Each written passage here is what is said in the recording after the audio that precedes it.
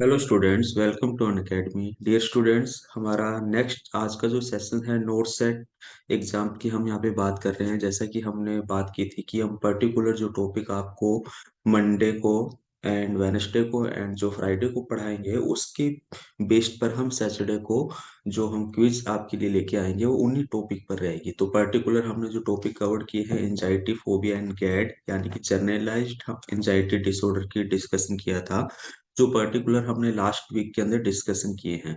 अब इस वीकेंड पर हम आपके लिए ये एमसीक्यू लेके आए हैं। इस एमसीक्यू के अंदर प्रीवियस ईयर्स के सभी जो क्वेश्चंस इस टॉपिक से रिलेटेड हैं उन्हें कवर किया गया है, एंड एक्सपेक्टेड अच्छे क्वेश्चन जो कि कमिंग एग्जाम्स के अंदर आ सकते हैं, जो आपकी सक्सेस को इंक्रीज करे, उन सभी टॉपिक को लिया गया है। तो वन बाय वन हम सभी क्वेश्चंस को देखते हैं और यहाँ पर हम पैटर्न देखेंगे कि किस तरह से हम इसको सोल्व करते हैं, और जब भी हम किसी भी दो ऑप्शंस के अंदर कंफ्यूजन होगा तो कैसे हम उसको रेक्टिफाई करते हैं। तो हम स्टार्ट करते हैं आज का अपना पहला question. What anxiety disorder is define as irritational या इरेशनल फियर। इरेशनल फियर का मतलब होता है बेटा, अगर हम बात करें सडन फियर हो जाना। पहली बात तो एंजाइटी डिसऑर्डर की बात की कि एंजाइटी डिसऑर्डर हमारा नॉर्मल, अगर हम बात करें फियर नहीं है। नॉर्मल फियर तो हमारा कुछ टाइम के लिए होता है, जैसे कि 2 डेज 3 डेज। एंजाइटी डिसऑर्डर के अंदर पर्टिकुलर पहली कंडीशन क्या होती है कि हमारा जो फियर है वो अप्रोक्सीमेट 6 मंथ तक का तो लगभग होना चाहिए। और इरेशनल फियर इसी कैटेगरी के अंदर आता है, और इसके अंदर हमारी पर्सनैलिटी डेवलपमेंट चेंज होने लगती है। पर्सनैलिटी डेवलपमेंट का मतलब हमारी सोशल लाइफ चेंज होने लगेगी, अपने आप को आइसोलेट होने लगेंगे। तो अल्टीमेटली एक पर्टिकुलर पर्सनैलिटी को हमें यहाँ पर क्या देखने को मिलता है, चेंजेस देखने को मिलता है। ठीक है। अब पर्सनैलिटी चेंजेस देखने को मिलेगा तो इसको हम क्या बोलेंगे, पर्टिकुलर इनिशियल स्टेज के अंदर फोबिया बोलते हैं। क्या बोलते हैं? फोबिया। यही फोबिया अगर क्रोनिक कंडीशंस के अंदर चला जाएगा तो ये हमें ऑब्सेसिव कंपल्सिव डिसऑर्डर की कैटेगरी के अंदर आएगा। ठीक है। तो पर्टिकुलर अगर हम एंजाइटी डिसऑर्डर की बात करें, इरेशनल फियर्स की बात करें, ठीक है, तो पर्टिकुलर किसको रिप्रेजेंट करेगा? फोबिया को रिप्रेजेंट करेगा। राइट आंसर यहाँ पे हमारा क्या आएगा? फोबिया आएगा। ठीक है। बाकी अदर ऑप्शंस की बात करें तो पैनिक डिसऑर्डर, अचानक हमें, पैनिक डिसऑर्डर का मतलब अचानक हमें का फियर लगने लग जाए, यानी कि अपने आप को अचानक क्रोनिक कंडीशंस के अंदर ले गया हमें ये फियर, और कुछ टाइम के बाद तो वापस हम नॉर्मल हो गए। ठीक है। तो ये पैनिक डिसऑर्डर कई बार शो करेगा। ओब्सेसिव कंपल्सिव डिसऑर्डर की अगर हम बात करें तो ये तो मैंने बोला कि एडवांस स्टेज है एंजाइटी की। ठीक है। And post traumatic stress disorder post functions हैं, या हम बात कर सकते हैं करेक्टराइज सिम्टम्स हैं।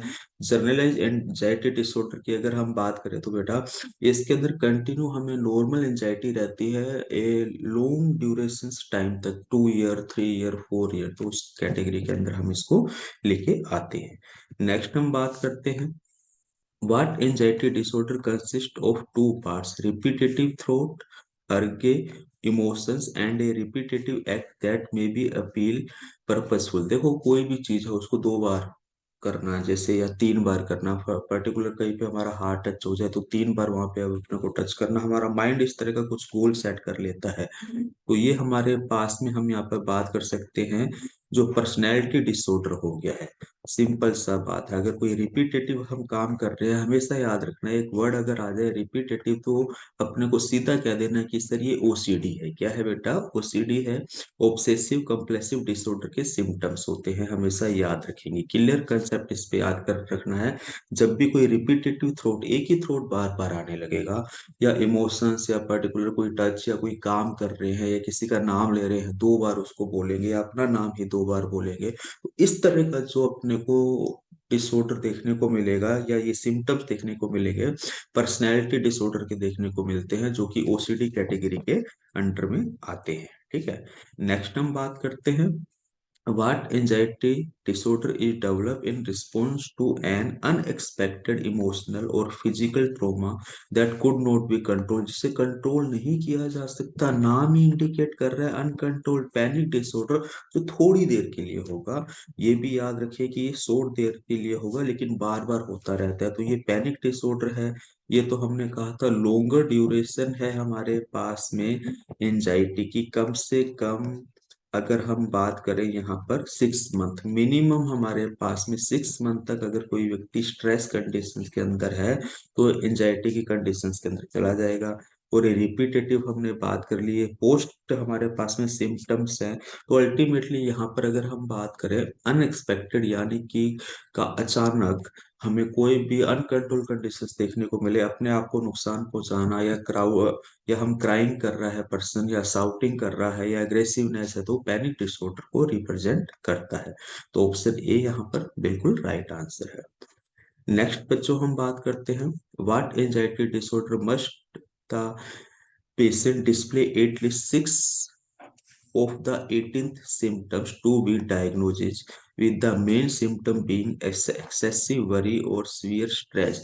यानी कि हर छोटी बात पर क्या कर लेना है बेटा, अगर हम सिंपल सी यहाँ पे बात कर लें कि मेरे पास में एवरी जो हमारे पास में इवेंट्स है उसके बारे में आपको क्या ले लेना, स्ट्रेस ले लेना। फॉर एग्जांपल मैं सिंपल सा बात करूं, आपको ऑफिस जाना है मॉर्निंग में, ठीक है। अब मॉर्निंग में ऑफिस जाना है तो आपको उसके लिए स्ट्रेस हो गया, यार मैं टाइम से पहुंच पाऊंगा या नहीं पहुंच पाऊंगा, ठीक है। आपको फॉर एग्जांपल किसी ट्रेन पर जाना है, ट्रेन पे जाने के लिए आप घर से 2 घंटे पहले निकल गए, आपको ऐसे लग रहा है ट्रेन मिलेगी, रास्ते में जाम होगा, मैं पहुंचूंगा नहीं पहुंचूंगा, यानी कि एवरी इवेंट छोटी छोटी चीजों की आपको स्ट्रेस ले लेना, जिनकी स्ट्रेस लेने की नीड नहीं होती है, जिन्हें अवॉइड करना चाहिए। या हम दूसरे शब्दों में कहें बेटा, ओवर थिंकिंग क्या कह सकते हैं, हम ओवर थिंकिंग कह सकते हैं। तो इस तरह का जो डिसऑर्डर देखने को मिलेगा वो जर्नलाइज्ड एंजाइटी डिसऑर्डर होता है। तो पहले 3 क्वेश्चंस के अंदर बेटा मैंने आपको डिफाइन करने की कोशिश की है कि गैड क्या है हमारे पास में, पैनिक डिसऑर्डर क्या होता है, ठीक है। यानी कि सभी ये जो ऑप्शन है ना, हर बार आप देख रहे हैं कि सेम ऑप्शन लेके आ रहा हूँ और यहाँ पे सेम ऑप्शन के बेटा सभी के रीजन अलग अलग है। मैंने तुम्हें बताया पैनिक डिसऑर्डर का क्या मतलब होता है, फोबिया क्या है, ओसीडी क्या है, जीएडी क्या है। तो इन चारों के अंदर डिफरेंस अपने को क्लियर करना था, इसीलिए सबसे पहले बेटा मैं ये चारों क्वेश्चंस लेके आया ताकि कंपैरिजन मोड में पढ़े, आपके कंसेप्ट क्लियर हो सके। तो जनरल एंजाइटी डिसऑर्डर के अंदर हमने ओवर थिंकिंग की बात कर ली है, ठीक है। नेक्स्ट हम बात करते हैं, अगेन आ गया हमारा generalised anxiety disorder is characterised by. ये जर्नलाइज्ड एंजाइटी डिसऑर्डर जो है हमारे, इसके क्या क्या करेक्टरिस्टिक्स है, फ्री फ्लोटिंग एंजाइटी, यस बिल्कुल है। Acute exacerbation, yes. Restlessness conditions आती है, रिपीटेशंस एंड डिजीनेस देखने को मिलती है, all of the above, yes. सभी के सभी ये करेक्टरिस्टिक्स किसके होते हैं बेटा, गैड के होते हैं, ये हमें पता होनी चाहिए, ठीक है। नेक्स्ट बच्चों हम बात करते हैं, एग्रोफोबिया इज करेक्टराइज्ड बाय। देखिए एग्रोफोबिया की अगर हम यहाँ पर बात कर लेते हैं तो एग्रोफोबिया किसको रिप्रेजेंट करता है, अगर हम पर्टिकुलर किसी बंद कमरे के अंदर है तो हमें डर लगने लग जाए, दैट इज हमारे पास में एग्रोफोबिया है। यानी कि हम यहाँ पर बात कर सकते हैं क्लोज्ड स्पेस के अंदर हमें क्या हो रहा है बेटा, फियर हो रहा है, अंधेरे के अंदर हमें छोड़ दिया गया या किसी बंद कमरे में रख दिया गया या घर में हम अकेले हैं तो हमें डर लगने लगेगा। तो अलोन कंडीशन, ठीक है, इन ए क्लोज्ड स्पेस, ठीक है, जहां पर कोई दूसरी पॉपुलेशन या दूसरा पर्सन नहीं है, तो एग्रोफोबिया को रिप्रेजेंट करता है। तो डी ऑप्शन यहाँ पर बिल्कुल राइट जाता है। नेक्स्ट हम बात करते हैं, विच ऑफ द फॉलोइंग में be seen in dissociative disorder. Dissociative disorder की बात करें यानी कि हमारा जो मेंटल मेमोरी है, मेंटल, पहली बात तो हमारा क्या है, ये मेंटल डिसऑर्डर है, ठीक है। इसके अंदर हमारा क्या होने लग गया है, मेमोरी लॉस होने लग गया है, हमें पर्टिकुलर किसी पर्सन के नाम याद नहीं है, हम उनको पर्टिकुलर आइडेंटिफाई नहीं कर पाते हैं। और शॉर्ट टर्म के अंदर अगर हम बात करें, शॉर्ट टर्म में अगर हम बात करें तो हमें शॉर्ट टर्म के अंदर जो हमारे साथ इवेंट्स घटित हुए हैं उनके बारे में हमें प्रॉपरली नोन नहीं है, या हम बात करें कि वो हमें याद नहीं है, जैसे 2 दिन पहले कोई अगर घटना हुई है तो मुझे वो याद नहीं है। फॉर एग्जाम्पल किसी को पैसे दिए हैं और वो पैसे लेना भूल गए, तो दैट इज द, हम यहाँ पे बात करेंगे एमनेसिया हो गया है। क्या हो गया है बेटा, एमनेसिया हो गया, जो कि काफी ज्यादा क्या है बेटा, खतरनाक कंडीशन होती है, ठीक है। नेक्स्ट हम बात करते हैं, रेस्पिरेटरी एल्कोसिस इज सीन इन। तो ये पर्टिकुलर हमारे पास में क्या है बेटा, सिम्टम्स हमें देखने को मिलता है। और ये सिम्टम्स की अगर हम यहाँ पे अगर आपसे बात कर लें तो ये सिम्टम्स किसको रिप्रेजेंट करेगा? हिस्टेरिकल हाइपर वेंटिलेशन को रिप्रेजेंट करेगा। किसको रिप्रेजेंट करेगा? हिस्टेरिकल हाइपर वेंटिलेशन को। डिप्रेशन ऑफ रेस्पिरेटरी सेंटर तो हमारे डीआरजी के कारण होता है, जो मेडुला ओब्लिंगेटा में है। मॉर्फिन पॉइजनिंग अलग ही केस है बिल्कुल। ऑब्सेसिव कंप्लेसिव डिसऑर्डर के अंदर रेस्पिरेटरी एल्कोसिस देखने को नहीं मिलता, लेकिन क्रोनिक कंडीशंस के अंदर ब्रीथिंग लेसनेस कंडीशंस आने का चांस जरूर रहता है। लेकिन यहाँ पे हमारा ऑप्शन बी बिल्कुल राइट आंसर जाता है। नेक्स्ट क्वेश्चन की तरफ हम बात करते हैं। Which of the following is characteristics of the paraplegia seen in dissociative conversion disorder? Dissociative के अंदर मैंने तुम्हें क्या कहा था बेटा? पहली बात तो मेमोरी हमारा क्या हो रहा है बेटा? लॉस हो रहा है। मेमोरी लॉस होगा तो यहाँ पे हम बात करेंगे बेबेल की रिएक्शंस देखने को मिलेगी। पर्टिकुलर हमारा जो न्यूरोट्रांसमीटर है उससे रिलेटेड है। डीप रिफ्लेक्स प्रेजेंट बिल्कुल। एक्स्ट्रा ग्रेटर रिस्पॉन्स देखने को मिलेगा। No myoclonus. Paralysis of the proximal muscles greater than peripheral ones. Yes all of the above. तो सभी करेक्टरिस्टिक्स आ रहे हैं बेटा इसके अंदर। ओके, एक मिनट बच्चों, मैं जस्ट वाटर लेके आता हूँ।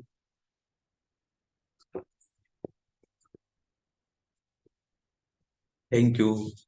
ओके, तो हम पर्टिकुलर बात कर रहे थे डिसोसिएटेड कन्वर्जन डिसऑर्डर के। हमारे सभी करेक्टरिस्टिक्स ये रिस्पॉन्सिबल है। नेक्स्ट हम बात करते हैं which of the following is not an anxiety disorder? Most important question है भैया, ध्यान रख लेना, पूछा जाता है और कंफ्यूजन है। पैनिक डिसऑर्डर हमारा एंजाइटी डिसऑर्डर नहीं है क्या? बिल्कुल है यार। ठीक है। फोबिक डिसऑर्डर बिल्कुल है, फोबिया अपने ने पढ़ा है। पैनिक डिसऑर्डर सडन हमारे पास में अनकंट्रोल कंडीशन है, मैंने तुमको अभी बताया। सडन अनकंट्रोल्ड कंडीशंस है हमारे पास में, बिल्कुल हमारे पास में ये एंजाइटी डिसऑर्डर है। फोबिया डिसऑर्डर भी है। जर्नलाइज्ड फियर डिसऑर्डर, अब जर्नलाइज्ड फियर डिसऑर्डर को एंजाइटी नहीं कह सकते, ये बात हमेशा याद रखना। मेरे को 2 दिन के लिए स्ट्रेस हो गया, 4 दिन के लिए स्ट्रेस हो गया, ऐसा नहीं एंजाइटी है। मैंने बेंजोडायजेपिन टेबलेट लेना शुरू कर दिया, अरे यार एंजाइटी होगी, नहीं बेटा। कई बार हमारे इवेंट्स ऐसे होते हैं कि हम स्ट्रेस में आ जाते हैं, लेकिन ये नहीं कि एंजाइटी हो गई। हमें एग्जाम शुरू होने से पहले हमें एंजाइटी होने लगती है, चिंता होने लगती है पढ़ने की, तो एंजाइटी नहीं है। 2 एग्जाम हो गए उसके बाद रूटीन में आ जाते हैं हम। Can't consider anxiety. नॉर्मल जो हमारे पास में स्ट्रेस है उसको हम कभी भी जर्नलाइज्ड फियर डिसऑर्डर की कैटेगरी जो है वो हमारे पास में बेटा एंजाइटी नहीं है। तो ऑप्शन सी बिल्कुल राइट आंसर है। पोस्ट ट्रॉमेटिक स्ट्रेस डिसऑर्डर तो हमारे पास में सिम्टम्स है पर्टिकुलर। हाँ, अगर याद रखें बच्चों, एंजाइटी मोर देन 6 मंथ है तो स्ट्रेस हमारे पास में अगर 6 महीने से ज्यादा है तो हम उसको एंजाइटी जरूर कंसिडर कर लेते हैं। ठीक है, ये कंडीशंस याद रखनी है। नेक्स्ट हम बात करते हैं as a group anxiety disorder are unlikely to be comorbid.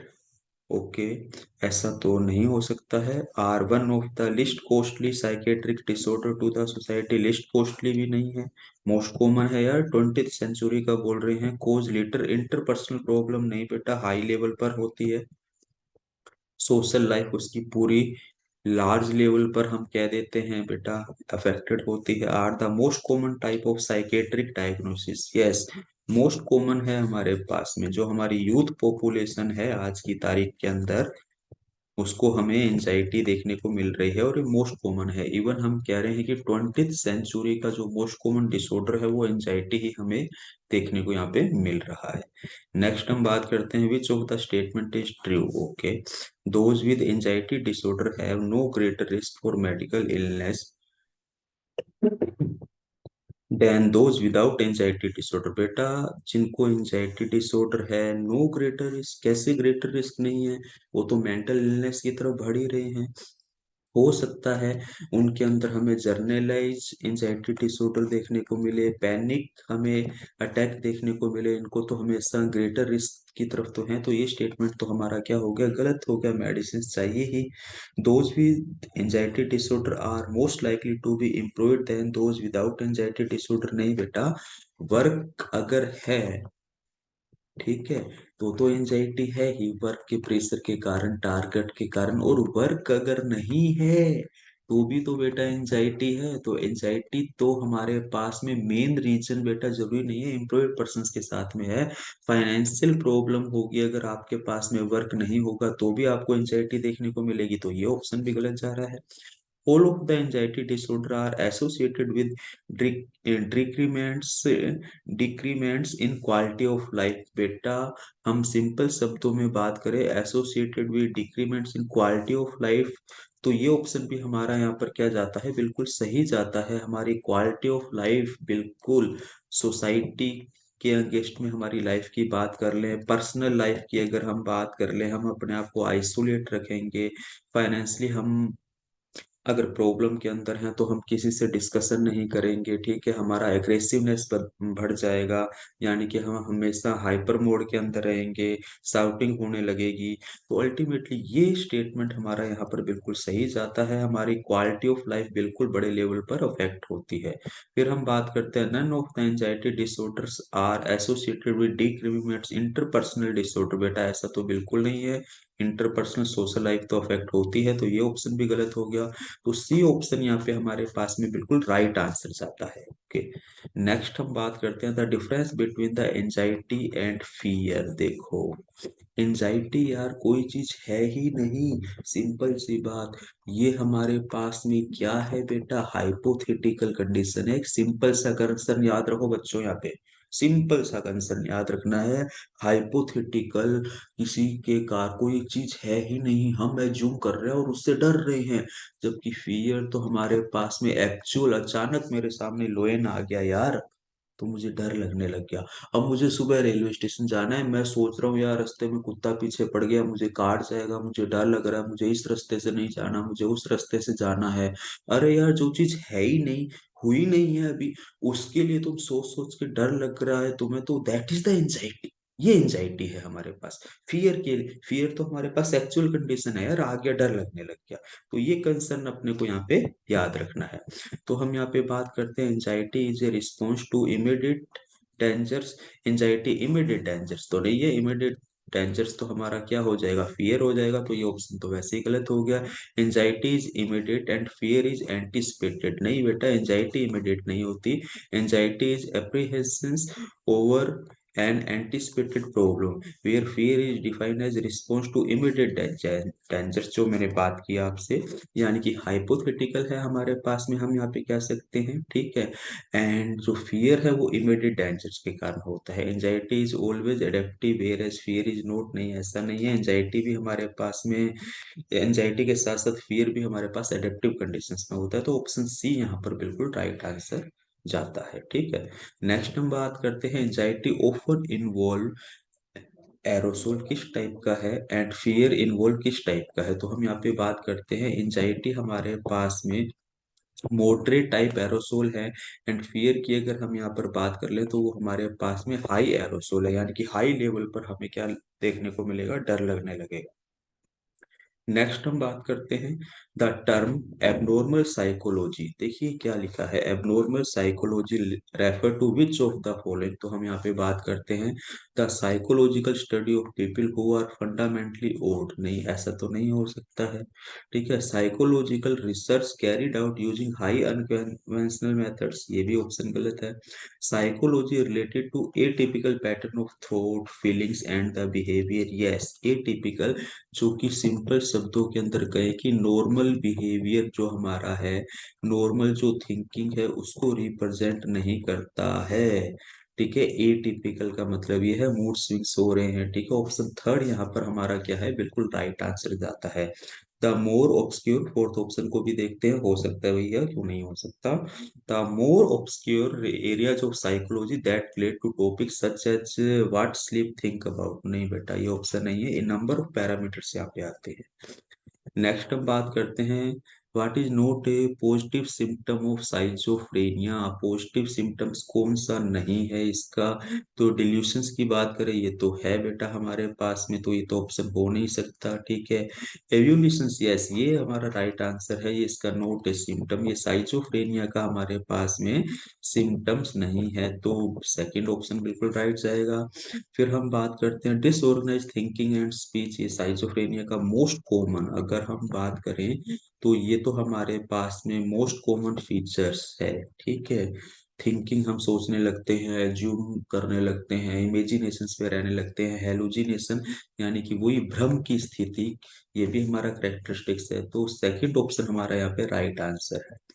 Next बात हम करते हैं बेटा, this hormone is produced under condition of stress which stimulate glycogenolysis in the liver of human being. देखिए ग्लाइकोजिनोलाइसिस, जिनो का मतलब क्या होता है, जो हमारे पास में नॉन कार्बोहाइड्रेट सोर्स हैं। ठीक है, लाइसिस का मतलब ब्रेक डाउन, किसका बेटा, ग्लाइकोजन का, नॉन कार्बोहाइड्रेट सोर्स का क्या हो जाना बेटा, ब्रेक डाउन हो जाना, और किसके अंदर बदल जाना, ग्लूकोज के अंदर बदल जाना। तो अल्टीमेटली हमारे पास में नॉन कार्बोहाइड्रेट सोर्सेज का ग्लूकोज के अंदर बदल जाना, फिर यह हम बात कर ले उनसे ग्लाइकोजन का उसके अंदर बदल जाना, ग्लाइकोजिनोलाइसिस है जो एनर्जी प्रोडक्शन के लिए होगा। ये उस कंडीशन के अंदर होगा जब मेरी बॉडी के अंदर कार्बोहाइड्रेट खत्म हो गया है, और स्ट्रेस कंडीशंस के अंदर हमें ज्यादा एनर्जी चाहिए होती है। और स्ट्रेस हार्मोन का जब भी नाम आएगा तो बेटा एक तो हम कोर्टिसोल्स की बात करते हैं, दूसरा हम यहाँ पर बात करते हैं एड्रिनलिन की, तीसरा हम यहाँ पर बात करते हैं नोर एड्रिनलिन की। तो ये तीनों हार्मोन हमारे पास में स्ट्रेस कंडीशंस के अंदर है। इन तीनों में से कोई भी ऑप्शन है तो वो हमारा राइट आंसर है। तो देखिए एड्रिनलिन दिया हुआ है, जिसे हम और क्या कहते हैं, एपिनेफ्रिन कहते हैं। जब भी ये काम इंसुलिन भी करता है, ऐसा नहीं है इंसुलिन नहीं कर रहा, लेकिन वो हमारे पास में स्ट्रेस कंडीशंस के अंदर नहीं आ रहा है। तो स्ट्रेस कंडीशन में हम बात करेंगे तो पर्टिकुलर किसकी बात करेंगे, एड्रिनलिन की यहाँ पर हम बात करेंगे। ओके, नेक्स्ट हम बात करते हैं, after trying for several years a couple finally learn that they are going to have a baby. Okay, they are experiencing this type of stress। वो किस टाइप का स्ट्रेस बेटा ऑब्टेन करते हैं, स्ट्रेन नहीं बेटा, स्ट्रेन तो हम पर्टिकुलर कह सकते हैं, लिगामेंट से रिलेटेड टर्म्स है, हमारे पास में लिगामेंट डैमेज हो जाते हैं। एंजाइटी बेटा मोर देन बेटा 6 मंथ से एंजाइटी की कंडीशन में थे, लेकिन गोइंग टू हैव बेबी अब थोड़ी ना है, डिस्ट्रेस नहीं है condition, you stress, yes D option यहाँ पे बिल्कुल हमारा यहाँ पे सही जाता है। ठीक है, नेक्स्ट हम बात करते हैं, when danger or stress is perceived experienced this response occurs in the body। जब बेटा हम डेंजर और स्ट्रेस को एक्सपीरियंस कर रहे हैं तो उस कंडीशंस के अंदर हमें यहाँ पर क्या देखने को मिलेगा, उस कंडीशन के अंदर हमारा जो एड्रिनलिन हार्मोन है बेटा वो रिलीज होगा, जिसको हम 3F हार्मोन के नाम से जानते हैं। दैट इज अ फियर है, फाइट है एंड फ्लाइट है। तो यहाँ पर फ्लाइट के साथ साथ और हमारा क्या हो सकता है, फियर हो सकता है। ऑप्शन थर्ड यहाँ पर बिल्कुल राइट आंसर जाता है। नेक्स्ट हम बात करते हैं, the primary hormone responsible for stress related physiological responses such as increased heart rate, epinephrine and norepinephrine है बेटा। और इसकी खास बात कि ये दोनों ही हार्मोन मेरे पास में क्या करते हैं, हार्ट रेट को इंक्रीज करते हैं। स्ट्रेस हार्मोन की बात आएगी तो यहाँ पर हमारे पास में कोर्टिसोल भी है, लेकिन कोर्टिसोल हार्ट रेट इंक्रीज नहीं कर रहा, इसलिए राइट आंसर हमारा क्या है बेटा, एपिनेफ्रिन। अगर कोर्टिसोल ऑप्शन में दिया हो तो भी हम किसके साथ में जाएंगे बेटा, एपिनेफ्रिन के साथ में जाएंगे। नेक्स्ट हम बात करते हैं मोरबिड फियर ऑफ नॉइस। नॉइस के कारण अगर हमें फियर लग रहा है तो वो हमारा क्या है, फोटोफोबिया, नाम ही इंडिकेट कर रहा है। या फिर हम बात कर लें यहाँ पर फोनोफोबिया, या फिर मोनोफोबिया, या फिर मीसोफोबिया की बात करें। तो पर्टिकुलर अगर मैं यहाँ पे बात करूँ फोटोफोबिया, तो लाइट के लिए अगर हम यहाँ पर बात करेंगे, लाइट के कारण, तेज लाइट हो यहाँ पे, तो ये ऑप्शन नहीं हो सकता। तीसरा हमारा फोनोफोबिया होगा यहाँ पे, जो साउंड फियर को क्या करेगा बेटा, रिप्रेजेंट करेगा। इन दोनों में कंफ्यूजन रहता है, याद रखेंगे। ठीक है, तो नेक्स्ट क्वेश्चन की तरफ बात करते हैं, फियर ऑफ ओपन प्लेसेस की अगर हम आपसे बात करें, ओपन प्लेसेस को लेकर अगर फियर होगा तो हमारे को एग्रोफोबिया देखने को मिलता है। क्या देखने को मिलता है, एग्रोफोबिया देखने को मिलता है। नाइट फियर अगर हमें देखने को मिले तो निप्टोफोबिया हमें देखने को मिलता है। ठीक है, नेक्स्ट हम बात करते हैं, when neurasthenic symptoms of weakness, fatigue, irritability, insomnia, indigestion are accompanied by the preoccupation with the complaints it is called। देखिए बहुत सारे सिम्टम्स दे दिए गए, पर्टिकुलर ये हमारे पास में किस टाइप के सिम्टम्स हमें देखने को मिलते हैं, हाइपोकॉन्ड्रियल न्यूरोसिस के, जो एक टाइप का हमारा क्रोनिक, अगर हम बात करें क्रोनिक एंजाइटी डिसऑर्डर है। ये प्रीवियस एग्जाम में आया हुआ क्वेश्चंस है, इसीलिए मैंने इसको इंक्लूड किया है, क्रोनिक डिसऑर्डर है। ठीक है, 2 इयर्स पहले जो नोट सेट का एग्जाम हुआ था, ठीक है, उसके अंदर ये क्वेश्चंस आया था, काफी इंपॉर्टेंट है, बिल्कुल आप याद रखेंगे। ठीक है, तो राइट ऑप्शन हमारा ऑप्शन बी जाता है। नेक्स्ट हम बात करते हैं जनरली मोस्ट इंपॉर्टेंट क्वेश्चन बच्चों, आप देखते भी हैं रूटीन लाइफ के अंदर, फिल्में फिल्में देखते हो तो वहां पे तुमको बताया भी जाता है कि हाँ यार ये हमें देखने को मिलता है कि इलेक्ट्रिक शॉक देते हैं हम पेशेंट को, जनरली मेंटल जो पर्सन्स होते हैं, और ये किसके ट्रीटमेंट के लिए दिया जाता है, तो अपने को याद रखना है डिप्रेसिव न्यूरोसिस कंडीशंस के अंदर दिया जाता है। कौन सी कंडीशन है, डिप्रेसिव न्यूरोसिस कंडीशंस के अंदर देते हैं। और नेक्स्ट हम बात करते हैं free floating anxiety is concern with, free floating anxiety की अगर हम यहाँ पर आपसे बात कर लें तो पर्टिकुलर ये हम देते हैं बेटा एंजाइटी न्यूरोसिस कंडीशंस के अंदर। फ्री फ्लोटिंग एंजाइटी की अगर हम बात करें तो एंजाइटी न्यूरोसिस की टर्म है हमारे पास। वहीं पर हम बात करते हैं anxiety is the main symptoms of, anxiety हमारा मेन सिम्टम किसका, एंजाइटी यार नाम ही इंडिकेट कर रहा है यार, मेंटल डिसऑर्डर है। और मेंटल डिसऑर्डर यानी कि हमारा किससे है, साइकोसिस से है, जो सभी कैटेगरी को क्या करेगा, रिप्रेजेंट करेगा, इन सभी कैटेगरी को क्या कर लेगा बेटा, ये इंक्लूड कर लेता है। नेक्स्ट हम बात करते हैं fear of contamination is otherwise known as, fear of contamination यानी कि एवरी टाइम लग रहा है यार इसने कुछ मिला तो नहीं दिया इसमें, मैं जो खाना खा रहा हूँ वो सही है या नहीं है, तो इस तरह के विचार आना। ठीक है, ये हमारे पास में क्या है, मीजोफोबिया को रिप्रेजेंट करेगा, किसको रिप्रेजेंट करेगा, मीजोफोबिया को रिप्रेजेंट करता है। नेक्स्ट हम बात करते हैं बेटा as compare to other neurosis phobia relatively common, जो रिलेटिवली कॉमन बेटा फोबिया की अगर हम बात करें, मैं तुमसे कह रहा हूँ 20th जो सेंचुरी है हमारे पास में, उसमें एंजाइटी डिसऑर्डर देखे गए, और ये जनरल पॉपुलेशन है, सभी तरह की पॉपुलेशंस में देखे जा रहे हैं बेटा। ठीक है, तो सी ऑप्शन यहाँ पे पर्टिकुलर है। हाँ ये बात अलग है कि जो हमारे पास में यंग मैन है उसमें ज्यादा देखने को मिलते हैं, यंग मैन से ज्यादा यंग वुमेन के अंदर ज्यादा देखने को मिलते हैं, लेकिन है तो सभी जनरल पॉपुलेशन के अंदर, पर्टिकुलर कोई डिजीज वाली पॉपुलेशन नहीं है इस डिजीज में देखने को मिलते हैं। तो अपने को याद रखना है हमारा राइट आंसर जनरल पॉपुलेशन है। ठीक है, नेक्स्ट हम बात करते हैं, अभी बात की थी मैंने 20th सेंचुरी को एज ऑफ क्या कहा जाता है बेटा, एंजाइटी कहा जाता है, याद रखना है अपने को। ठीक है, नेक्स्ट हम बात करते हैं abnormal anxiety in which the patient is unaware of the cause is known as, जब हमें कोज के बारे में पता ही नहीं है कि किस कारण से एंजाइटी हो रही है, तो बेटा हम यहाँ पर किसकी बात करेंगे, that is the free floating anxiety की बात करेंगे, जब हमें रीजन नहीं पता है।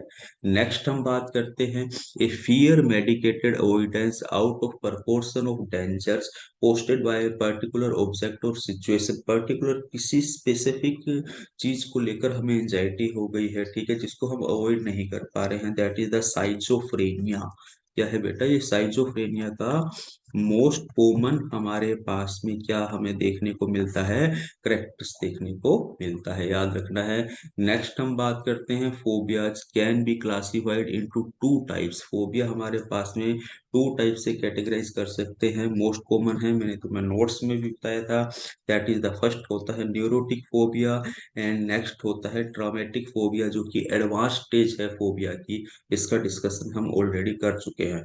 अब बच्चों आता हूं मैं आज के लास्ट क्वेश्चंस की तरफ बढ़ते हुए, जो कि फियर ऑफ मोथ है हमारे पास में, स्पाइडर है, cockroach, rat, fear of dark places are the typical example of, ये हमारे पास में किसके एग्जाम्पल है अगर हम बात करें, तो ये है हमारे पास में न्यूरोटिक फोबिया के, एक सिंपल हमने टर्मिनोलॉजी दे दी न्यूरोटिक फोबिया। तो ये मैंने बेटा most important questions I think collect करने की कोशिश की है, डेफिनेटली आपको इसका फायदा होगा। तो मिलते हैं बेटा आपसे नेक्स्ट सेशन में कुछ नए टॉपिक्स के साथ, लेकिन मेरी आपसे रिक्वेस्ट है कि हमारे चैनल्स को आप लाइक कीजिए, सब्सक्राइब कीजिए, और ज्यादा से ज्यादा अपने मित्रों को शेयर कीजिए बेटा, क्योंकि हमारा जो चैनल है वो बहुत ही ज्यादा ऑथेंटिकेटेड क्वेश्चंस लेके आता है, और हम बहुत मेहनत करते हैं बच्चों, मेहनत इसलिए करते हैं ताकि आपका रिजल्ट आए, सक्सेस इंक्रीज हो, और आप हम पर जिस कारण से ट्रस्ट करते हैं वो ट्रस्ट एटलीस्ट पूरा हो। तो मिलते हैं नेक्स्ट टॉपिक के साथ में नेक्स्ट सेशंस के अंदर। Thank you.